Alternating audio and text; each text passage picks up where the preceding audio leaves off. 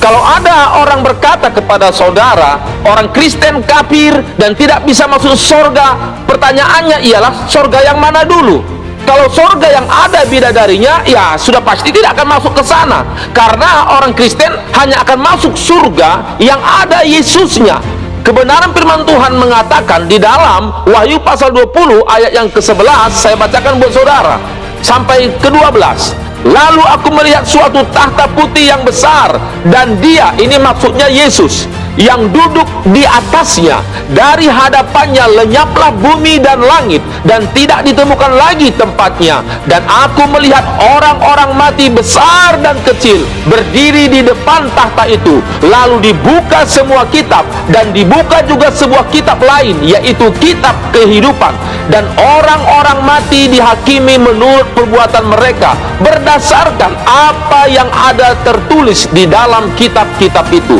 Jadi di sini dijelaskan bahwa di dalam surga Kristen itu Yesus yang ada di situ yang akan menghakimi semua umat manusia, dan semua catatan-catatan dosa semasa manusia hidup akan dibukakan di sana sesuai dengan kebenaran firman yang sudah kita bacakan tadi. Bukti dalam Alkitab surga Kristen tidak ada bidadarinya kita akan baca di dalam Markus pasal 12 ayat yang ke-18 sampai 25. Firman Tuhan mengatakan, datanglah kepada Yesus beberapa orang Saduki yang berpendapat bahwa tidak ada kebangkitan. Mereka bertanya kepadanya, Guru, Musa menuliskan perintah ini untuk kita.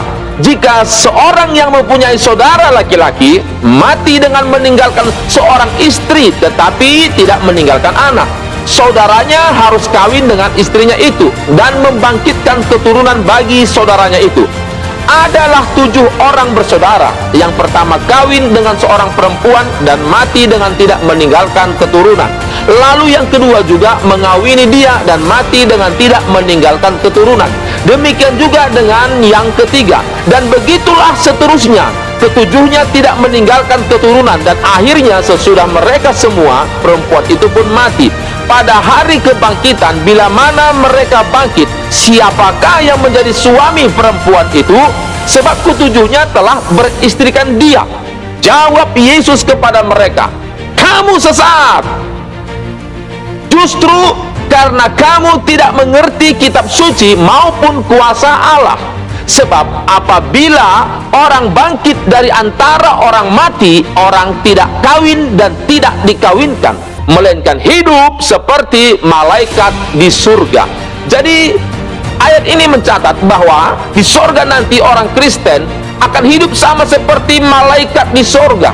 Apa itu aktivitas malaikat di surga? Sesuai dengan kebenaran firman Tuhan di dalam Wahyu pasal 7 ayat 9 sampai 12, yaitu beribadah, memuji dan menyembah Tuhan. Itulah aktivitas orang Kristen di surga nanti, yaitu beribadah, memuji dan menyembah Tuhan. Saya bacakan firman-Nya dalam Wahyu pasal 7 ayat 9 sampai 12 tadi.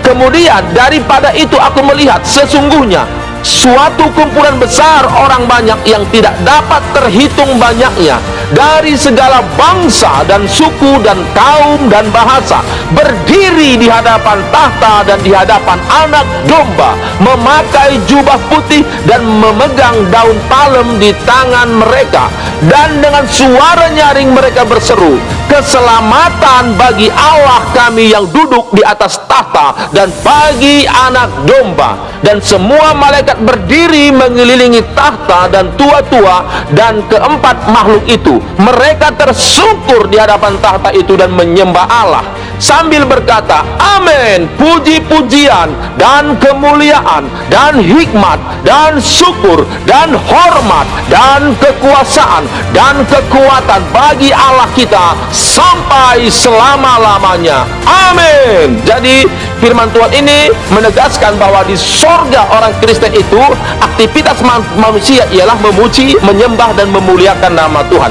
Bahkan dalam Wahyu pasal 19 ayat 4 sampai yang kelima lebih ditegaskan lagi. Saya bacakan kepada saudara tentang suasana surga yang di dalamnya nanti kita beribadah, memuji dan menyembah Tuhan.